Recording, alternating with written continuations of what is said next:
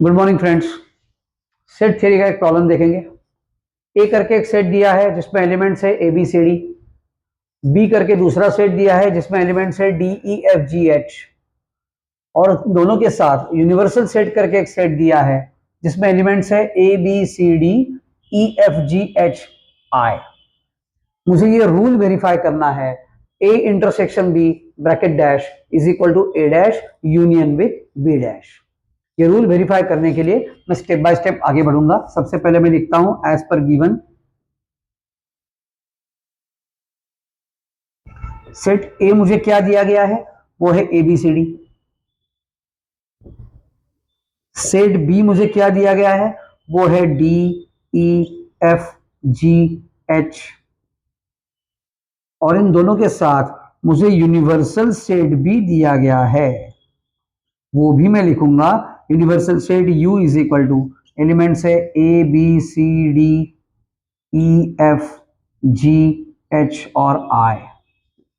अभी ये rule verify करने के लिए सबसे पहले काम मैं करूंगा, I am going to write A intersection B first.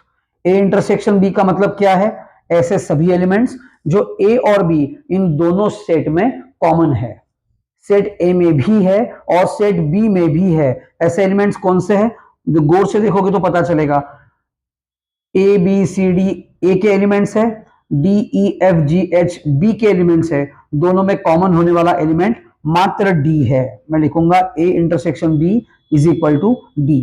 आगे जाके मैं लिखूंगा A intersection B bracket dash is equal to A intersection B bracket का कॉम्प्लीमेंट। कॉम्प्लीमेंट का मतलब क्या होता है, इसका मतलब है ऐसा सेट हमेशा A intersection B bracket dash और A intersection B bracket complement कभी ऐसा लिखते हैं, कभी यहां पे रेज टू में सी लिखते हैं। दोनों का मतलब एक ही है, A intersection B bracket dash is equal to ऐसे सभी एलिमेंट्स जो ए इंटरसेक्शन बी में नहीं है परंतु यूनिवर्सल सेट में है, ऐसे सभी एलिमेंट्स इस सेट में आएंगे। तो इस सेट में कौन कौन से एलिमेंट्स आएंगे, यूनिवर्सल सेट के लगभग सभी एलिमेंट्स आएंगे डी को छोड़ के। तो कौन कौन से एलिमेंट्स लिखूंगा मैं, A B C E F G H I, ये सभी एलिमेंट्स आएंगे A intersection B bracket complement में। मैंने इसे करा दिया इक्वेशन नंबर 1। इसका मतलब जो रूल मुझे वेरीफाई करना था उसकी एलएचएस वाली बाजू जो है, लेफ्ट हैंड साइड जो है, वो मेरी बन गई। अभी मैं लिखूंगा now A dash is equal to A dash, मतलब ऐसे सभी एलिमेंट्स मुझे लिखने हैं जो सेट ए में नहीं है परंतु यूनिवर्सल सेट में है। ए में ना हो पर यूनिवर्सल सेट में हो, ऐसे कौन से एलिमेंट्स हैं, ए बी सी डी छोड़ के ई एफ जी एच आई, ये सभी एलिमेंट्स आएंगे ई एफ जी एच आई। ये बना सेट ए डैश यानी कि ए कॉम्प्लीमेंट। एंड अगला वाला सेट लिखूंगा बी डैश, उसका मतलब होता है बी कॉम्प्लीमेंट। इसका मतलब ऐसे सभी एलिमेंट्स जो सेट बी में ना हो परंतु यूनिवर्सल सेट में हो, कौन कौन से आएंगे, D E F G H, D E F G H छोड़ के जो बचे हुए हैं वो सभी आएंगे, यानी कि ए बी सी और आई, ये एलिमेंट्स आ गए बी डैश में।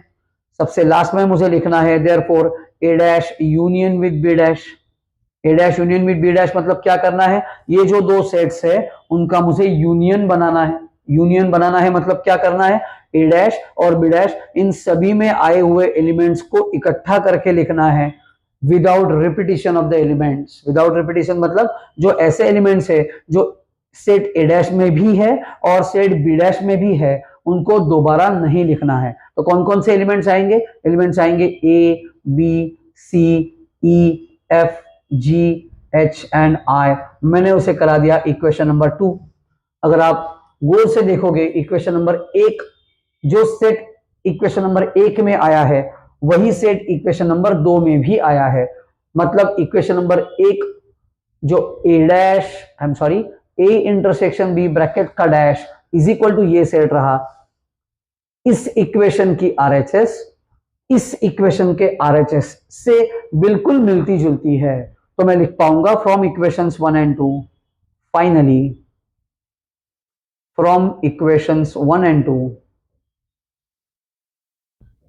अगर दोनों की RHS इक्वल है तो दोनों की LHS भी इक्वल होगी। इसका मतलब A इंटरसेक्शन B ब्रैकेट का dash is equal to A dash union with B dash. मुझे जो रूल वेरीफाई करना था और रूल वेरीफाई हो चुका है, मैं लिखूंगा द रूल इज वेरीफाइड।